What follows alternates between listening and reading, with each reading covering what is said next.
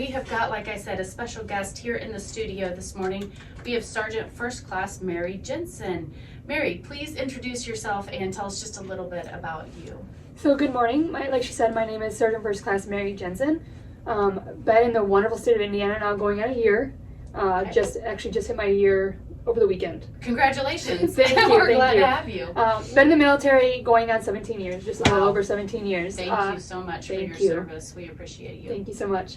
The first 16 of that was in the great state of Kentucky. Okay. But I was afforded the chance to move here to Indiana, where my dad was born and raised in Hope. So close by. Oh, very cool. I was kind of afforded, like coming home. Yes, Yeah. it was afforded the chance to, have that community for not just for myself, but for my family. Yeah. So we took that opportunity and loving it so far. My office is located in Shelbyville. Okay. And I am honored to be the recruiter for both Shelbyville, Shelby County, and Decatur County as well. So I cover all of Decatur County. That's awesome. Yes, That's ma'am. awesome. Tell us a little bit. There are people in the community, like myself, who aren't super well versed when it comes to our military services. So tell us a little bit about what the National Guard is. Of course. So, and yes, we noticed that as we talk to people, a lot of people just, see the uniform and they just assume that we're all the same, and we are not. So the National Guard is actually a part-time component of the United States Army. Part-time meaning we approximately most of us work 1 week in a month and 2 weeks during the summer, which affords us the opportunity to have that civilian career that, many people want, or to go to high school or go to college. A lot of people think it's one way or the other, and that's not the case with us. Okay. We are here. We go by the motto: we live here, we work here, we serve here, and we live by that. Yeah. I live in Shelby County. I work in Shelby County. My husband works here in Greensburg, so it's close to our hearts. We want to be able to help our neighbors when we say that.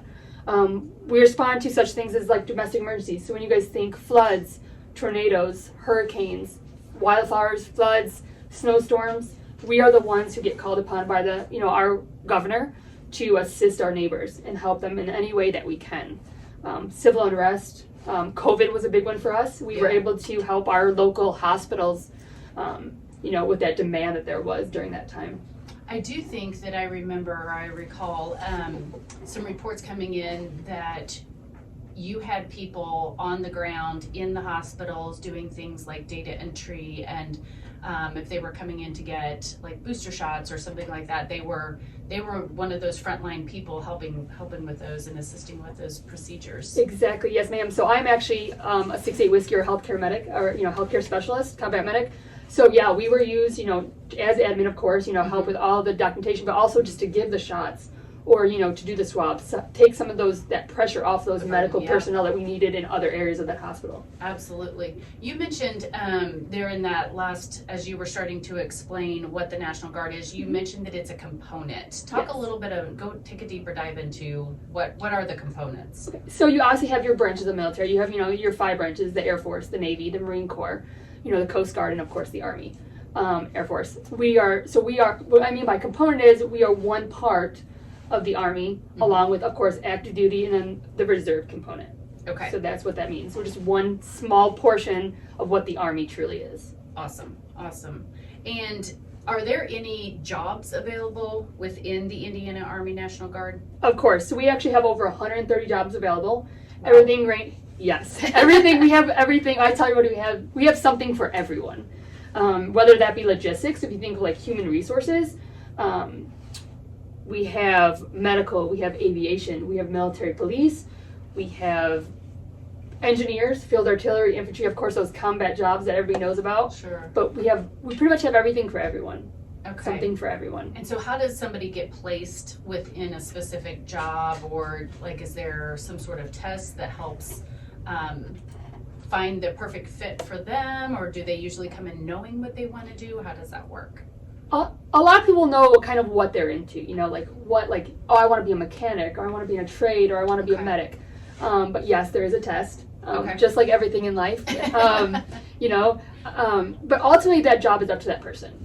They do have to take the ASVAB, but they also have to be morally and medically qualified for military service. Okay, and what is the ASVAB?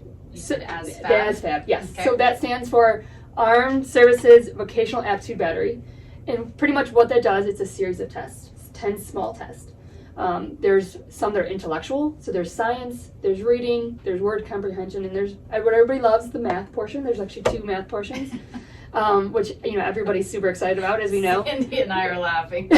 I'm looking at myself going, oop, that's an automatic fail for me. That's how everybody feels. Honestly, that's what everybody's like. Can you fail it? Like, is You there? can. You can. You Okay. can. Okay. Which you can. But we have lots of study guides. We have Sure. there's when the iPhone came out, Samsung, there's apps for everything. Yeah, absolutely. There's ASVAB apps. So if you just like any test, you need to study for it. study. Perfect. Yes, unfortunately. But there's 10, and then the other 5 sections are more your shop, your auto mechanic, engineering, assembling objects, and those are more of like a strength-based test. Okay. What do you know? What do you not know? Everybody sees it as a military test, but when I'm in the high schools, when I'm in North Decatur, South Decatur, or Greensburg community, when I talk to these students, it is a pathway to graduation for a lot of our students.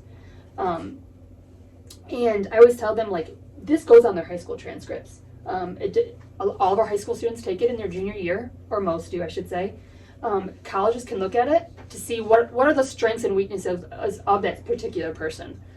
Jobs can look at it, and just even so, like, the person themselves can look at it and be like, what am I good at? Mm-hmm. What do I need to work on? And can really kind of help them shift maybe what they want to do. Because a lot of people at young ages don't necessarily know what life entails. It's one pathway to that, finding that. Yeah, that's very hard because I know just with my own kids, our own kids, I should say, they were asked at a very, very young age to pick that pathway and to know. And I know that creates so much anxiety for some children. Like, I don't know. I have no idea. I mean, here some of us are, in our 30s and 40s, and we're like, yeah, we still may not know what career is the correct career path or the career path that we want to take.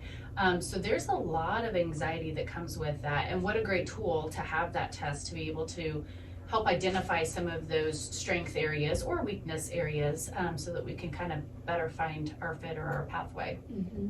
I love it. I love, it's a great a tool if used correctly. Yeah, absolutely. Tell me a little bit, because I have no experience with this whatsoever. Mm-hmm. You've talked about students, I guess let's first answer, how young can you be to be able to be in the National Guard? So the age ranges from 17 to 35. So yes, a high school junior, must be a high school junior, on track to graduate on time, must be passing all their classes, that's a big one. Can sign with the military, can sign with us, with parents' consent, of course. Okay. And that looks like they would go to basic training between their junior and senior years, like that summer. It gives them a full-time job that summer. They will come back, they will finish high school, and then they will continue with their military careers once their high school education is complete. Okay, and speaking of the National Guard specifically, yes. What does that service look like?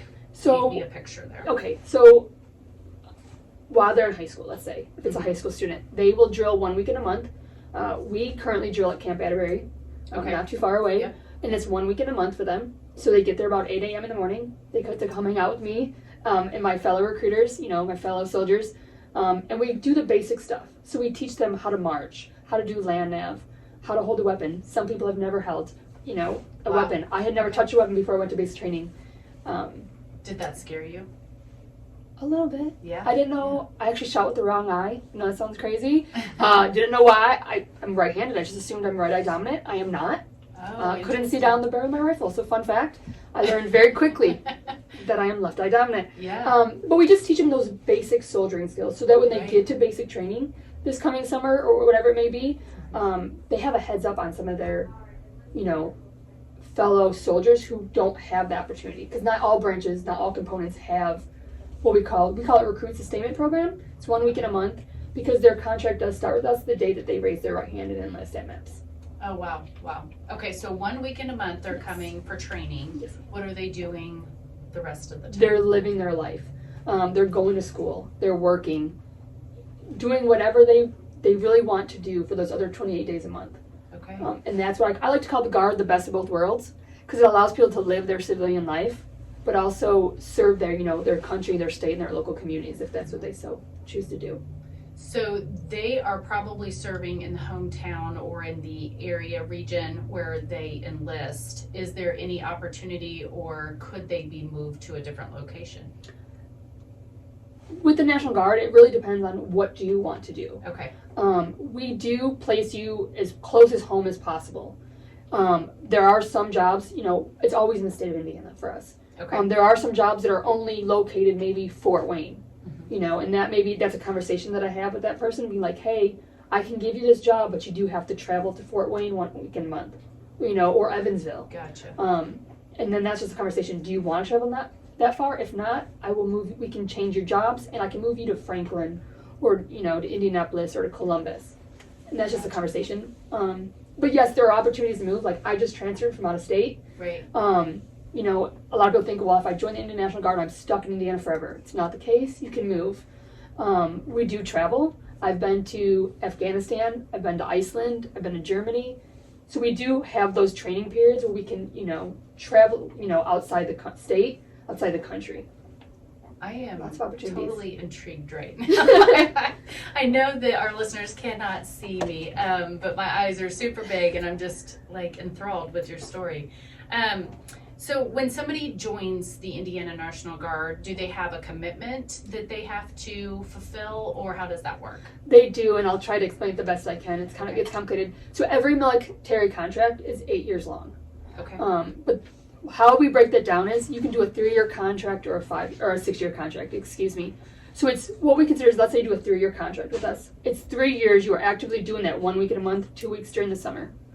That last 5 years is called, you are in the individual ready reserve.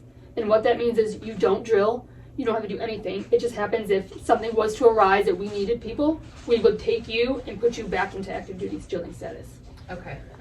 Excuse me.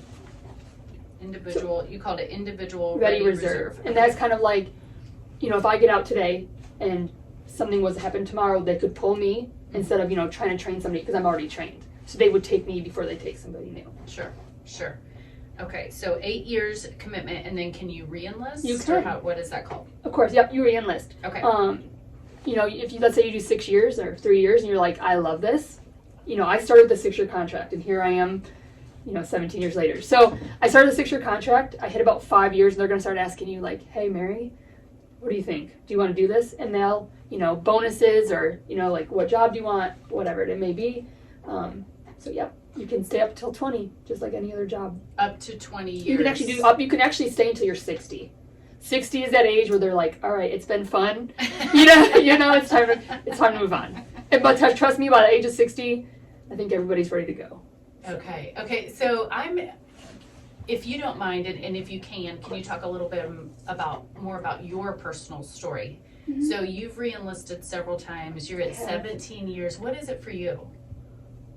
I stay in, when I see my kids' faces, I know that's crazy. I enlisted prior to having children. Okay. I enlisted because I was 23 years old and I didn't know what to do with my life. And I had friends that were in the Guard and they're like, just go talk to a recruiter. Like, what's it gonna hurt? Everybody thinks you talk to a recruiter, you're signing. It took me 6 months to finally, sign that dotted line and go. But the reason I stay is I love what I do. I love being able to help my neighbors, when they can't help themselves. I love that I give my kids something to look up to. We were talking earlier, my daughter now wants to join the military, and Very like cool. That's a huge thing for me, Yeah. To know that they look at me and they see what they can be, Right. And she is how old? She's close? 14. Okay. And she's been talking about this since she was like 6. Oh, wow. So I thought maybe it was just going to be one of those things that she was going to outgrow, and she's stuck with I it. think she's going to join the Navy. That's It awesome. sounds like, yeah. Good for her. Good for you all. Yeah. Is there any hesitation as a parent? Did your parents have hesitation, or is it like an all-in? Is that a double-edged sworded question? So I am what you call an Army brat. Okay. So my dad actually served in the Indiana Army National Guard. Actually, believe it or not. So he was a Huey crew chief back when the Shelbyville unit used to have Hueys. I won't say how long ago. Dad, I won't throw you under the bus like that. Right. Because he's probably listening, and he watches my kids, so we'll leave that alone. But so there was never any hesitation. My little sister served active duty. I come from a military background, so for me there was no hesitation for my parents. There is some hesitation, as I speak to parents. Of course, those are their babies. Right. And it's a conversation that we have, and I explain, all the benefits, the pros and the cons. I'm very honest when it comes to that. And you just have to weigh what outweighs what. Mm-hmm. So sometimes there's a little bit of hesitation. For me and my daughter, no, I'm proud of her, and I know she'll go do great things. So. I think that would definitely be a much harder conversation for, like you said, that your family is a military family. So that's already embedded and the understanding is there, the knowledge is already there. But for a family who is not or has not gone through any of those processes or had somebody who has served, I would think that would be, I don't want to say a harder sell, but I guess I did just say that. But that would be a much more difficult transition, I would think. I think a lot of it from some not knowing what you don't know. Sure. And, especially with us in the National Guard, I want your son and daughters to come back here and, go to college and be a part of this community. I'm not trying to take them away. And I think a lot of times when they realize what we do and what we are, it kind of helps ease that fear. Like, my son's still going to get, or my daughter's still going to get that college education. My daughter or my son is still going to go to IU or Purdue, Ivy Tech, wherever it may be, and be a successful community, member and be able to flourish in whatever capacity that may be. Yeah. You mentioned to us off air that you have obtained some education. Can you talk a little bit about that? Yeah, I actually, in 2018, I graduated my master's degree from the University of Kentucky. Go Cats. And we're getting head nods in the next room over.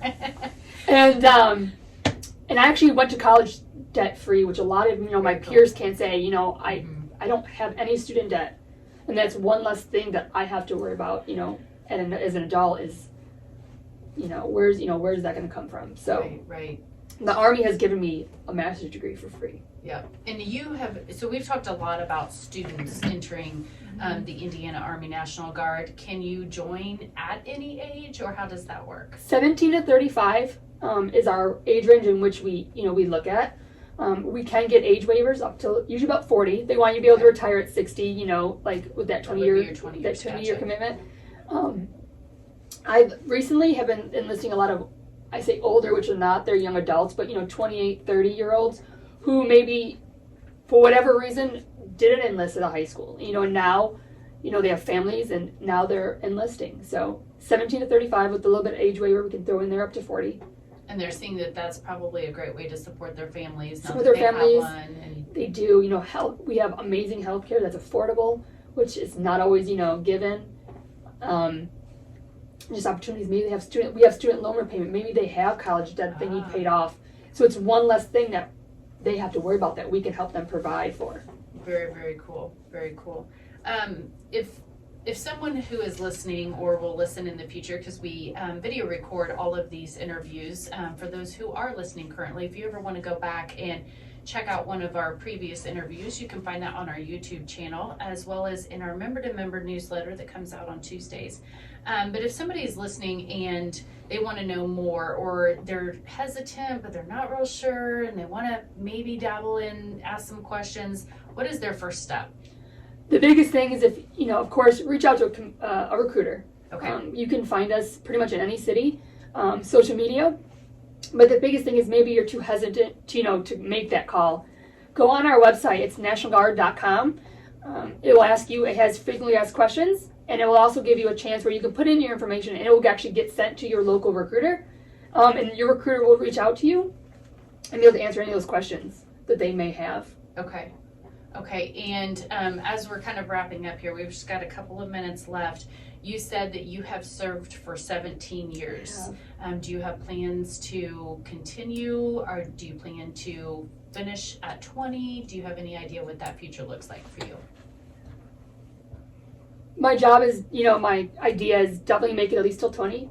I'm slowing down in my old age a little bit, but I'm gonna make it to 20. I love what I do. Old. She looks absolutely fabulous. I feel a lot older than I am, I think, some days. But my goal is to make it to 20. Yeah. I love being a recruiter.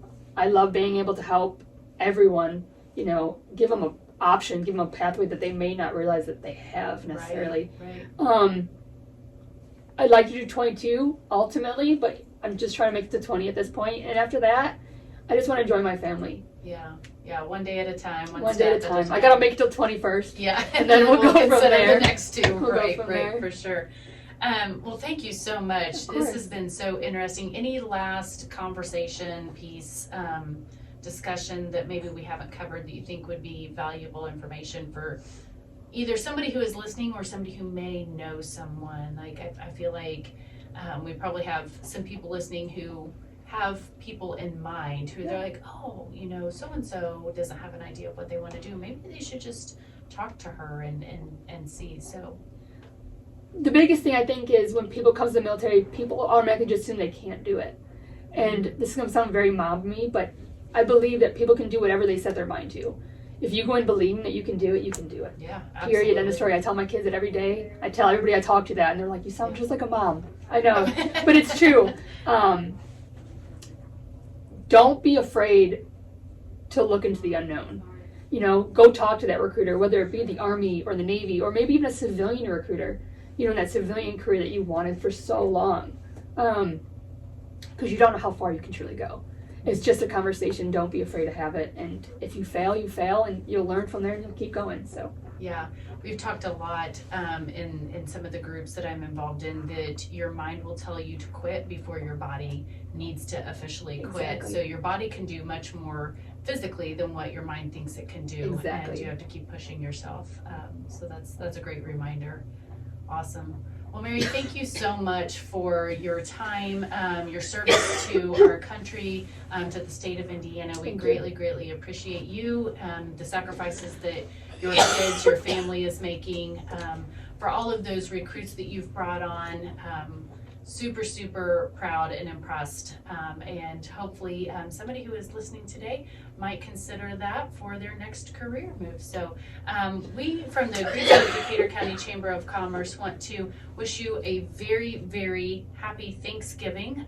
We hope that you have a blessed Thanksgiving holiday and weekend, hopefully spending some time with family and friends, and maybe even a day or two off as well. The Greensburg Decatur County Chamber of Commerce office will be closed this Thursday and Friday to celebrate the holiday season. So if you need to do business with us, please get that in by Wednesday. Otherwise, we'll see you the following week. And our next Community Connections will be on Monday, December the 4th of 2023. We're going to work on wrapping up the year. Sandy and I were just talking about how we can't believe that the holiday season is here. So please enjoy it with family and friends. Thank you so much from the Greensburg Decatur County Chamber of Commerce and Sergeant First Class Mary Jensen. Thank you and have a great day.